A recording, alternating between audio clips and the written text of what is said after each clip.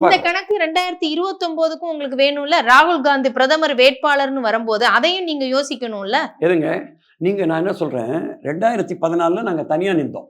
காங்கிரஸ் தனியா நிக்குது, திமுக தனியா நிக்குது. 2014ல 2016ல மறுபடியும் நாங்க அலையன்ஸ் போட்டாச்சு இல்லை டிஎம்கே கூட. அதனால இப்ப தனியா போட்டா கூட அடுத்தது நாங்க டிஎம்கே கூட அலையன்ஸ் போட மாட்டோம்ன்றது என்ன நிச்சயம். நீங்க ஒவ்வொரு எலெக்ஷனும் அந்த எலெக்ஷனா பாருங்க. 1996ல தமாக திமுக கூட, 98ல தமாக திமுக கூட, 99ல தமாக தனியா நிக்குது, 2001ல ஏடிஎம்கே கூட போயிடுது. ஸோ இது அந்தந்த எலெக்ஷன்ல என்னவோ அப்படிதான்மா. இல்ல நீங்க காங்கிரஸ் இவ்வளவு கணக்கு போடும் போது திமுக ஒரு கணக்கு போடாதா? போடுங்க, நான் இல்லைன்னு சொல்ல. நீங்க இப்ப போவீங்க விஜயோட 29ல சேர்ந்துக்குவீங்க.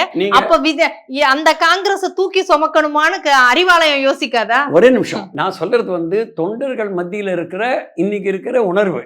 ஆனா மத்தியில இருக்கிற காங்கிரஸ் இந்த கணக்கை போடாது. அவங்க எந்த கணக்கை போடுவாங்கன்னாக்கா 2029ல் அதெல்லாம் பாதிக்குமா, இன்னைக்கு இந்தியா கூட்டணி அதெல்லாம் பாதிக்குமான்னு. நான் 2 விதமான எண்ணங்கள் ஓட்டங்கள் இருக்குமா. மக்கள்லாம் விரும்புகிறாங்கன்னா நம்மளுடைய அதிகமாக எம்எல்ஏஸ் இருக்கணும்.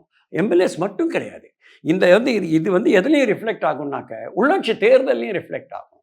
எங்கள் தொண்டர்கள் எதுவுமே இது வரைக்கும் என்ஜாய் பண்ணல.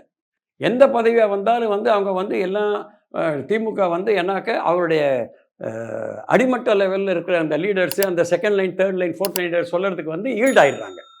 எந்த அளவுக்கு ஈல்டாகிறாங்கன்னா, எங்களுக்கு 8 சீட்டு கொடுத்தாங்கன்னு வச்சுக்கோங்க ஒரு கார்பரேஷனுக்குள்ளே, அந்த 8 சீட்டுக்குள்ளே அவங்க போட்டியாளர் போட்டால் கூட அவங்கள பேசுறதில்லை.